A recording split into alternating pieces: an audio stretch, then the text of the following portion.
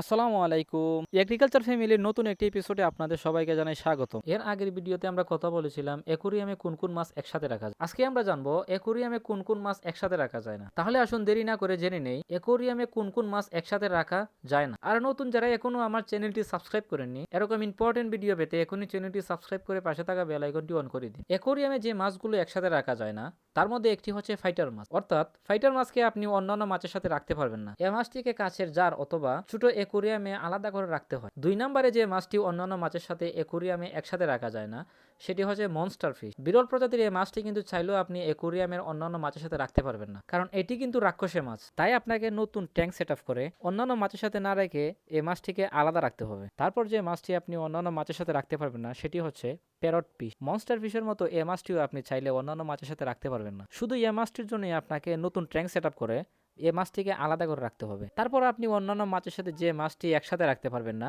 সেটি হচ্ছে অরেন্ডা ফিশ। গোল্ডফিশের মতো আকর্ষণীয় এবং সুন্দর কালার হলেও এই মাছটি কিন্তু গোল্ডফিশের মতো অন্যান্য মাছের সাথে থাকতে পারে না। এটির জন্য সম্পূর্ণ আলাদা ট্যাঙ্ক সেট আপ করে মাছটিকে সেটির মধ্যে রাখতে হয়। আর এই মাছগুলো হচ্ছে সম্পূর্ণ ব্যতিক্রমধর্মী কিছু মাছ, যেই মাছগুলোকে চাইলেও আপনি অ্যাকুরিয়ামের অন্যান্য মাছের সাথে একসাথে রাখতে পারবেন না। বন্ধুরা, ভিডিওটি কেমন হলো জানাবেন, আর যদি ভালো লেগে থাকে তাহলে লাইক কমেন্ট শেয়ার করে দিবেন। তো এই ছিল অ্যাকুরিয়ামের মাছ নিয়ে আলোচনা। পরবর্তীতে নতুন কিছু নিয়ে আপনাদের সবার সামনে হাজির হব। ততক্ষণ আমাদের সাথেই থাকুন। সবাই ভালো থাকবেন। আল্লাহ হাফেজ।